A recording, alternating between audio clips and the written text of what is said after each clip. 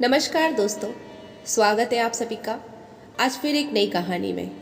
हमारी आज की कहानी एक पारिवारिक कहानी है। दोस्तों, ये कहानी बहुत ही इमोशनल कहानी है। हम रिश्तों की कद्र नहीं करते, लेकिन समय रहते अगर रिश्तों की कद्र कर ली जाए तो बाद में पछताना नहीं पड़ता। तो चलिए देर न करते हुए शुरू करते हैं आज की कहानी को। माँ माँ, जल्दी से कुछ खाने को दो, बहुत भूख लगी है। ईशा कॉलेज से आते ही कहा, बस बेटा 2 मिनट रुक, मैं लाती हूँ। सुबह टिफिन ले जाने को कहा था और तू लेकर ही नहीं जाती। ईशा की माँ आभा ने कहा, क्या माँ, आते ही लेक्चर मत दो। ऐसा बोल ईशा अपने कमरे में चली गई। थोड़ी देर बाद आभा खाना ले उसके कमरे में आई तो देखा ईशा सो चुकी थी। आभा ने बड़े प्यार से सिर पर हाथ फेर उसे उठाया। उठ बेटा, खाना खा ले। क्या मुसीबत है, कोई चैन से सोने भी नहीं देता। नींद से जगाना जरूरी था क्या? नहीं खाना मुझे कोई खाना वाना, आप जाओ यहाँ से।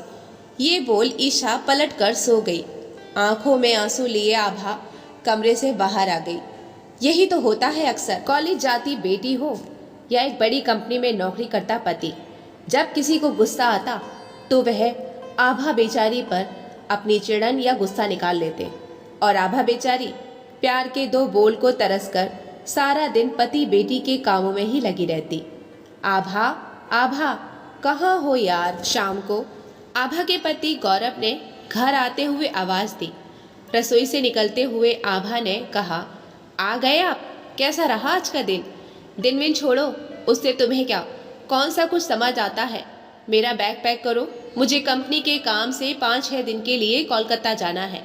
गौरव बोला।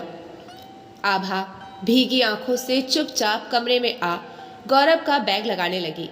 असल में आभा कम पढ़ी लिखी थी, इसलिए गौरव और ईशा को लगता वो कुछ नहीं समझती, जबकि आभा तो उनसे बात करना चाहती थी, उनका साथ चाहती थी, इसलिए खुद से पहल करती। खैर, खाना खा गौरव चला गया। आभा सोचती रह गई।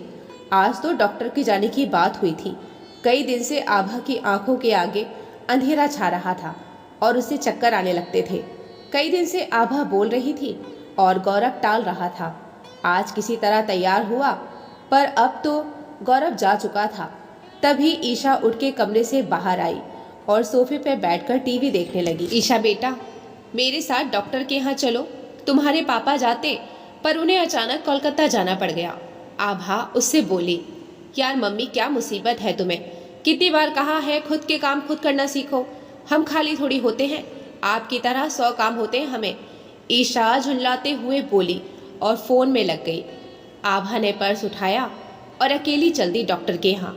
गाड़ी उसे चलानी आती नहीं थी, इसलिए उसने ईशा से बोला था। वो घर से थोड़ी दूर आ ऑटो देखने लगी। ऑटो सड़क से दूसरी तरफ था। आभा बेचारी ईशा और गौरव की बातों से दुखी अपनी धुन में चलती ही जा रही थी कि अचानक उसकी आंखों के आगे अंधेरा छाया और सड़क पार करते में वो ट्रक से जा टकरा गई और मौके पर ही उसकी मौत हो गई। इधर ईशा अपने दोस्तों के साथ फ़ोन में मस्त थी। आभा के नंबर से फ़ोन आया, उसने काट दिया। असल में सड़क चलते किसी आदमी ने आभा के फ़ोन में बेटी के नाम से नंबर देख कॉल की थी।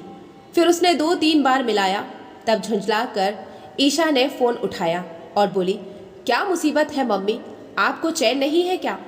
तभी सामने से किसी आदमी की आवाज़ सुनाई दी। ये जिसका नंबर है उनका एक्सीडेंट हो गया है और वो अब इस दुनिया में नहीं रही। ईशा कुछ बोल ही नहीं पाई।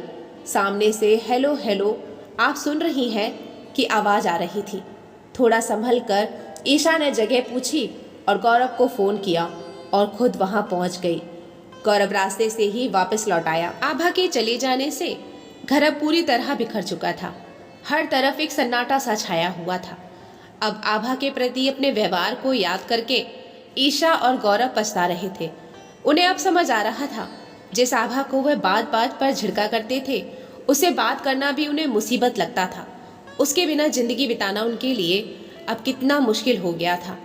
पर कहते हैं ना कि अब पछताए क्या होत है जब चिड़िया चुग गई खेत। तो दोस्तों, ये थी हमारी आज की छोटी सी कहानी। आपको कैसी लगी हमें कमेंट में ज़रूर बताएं। मिलते हैं ऐसी ही एक अच्छी सी कहानी के साथ।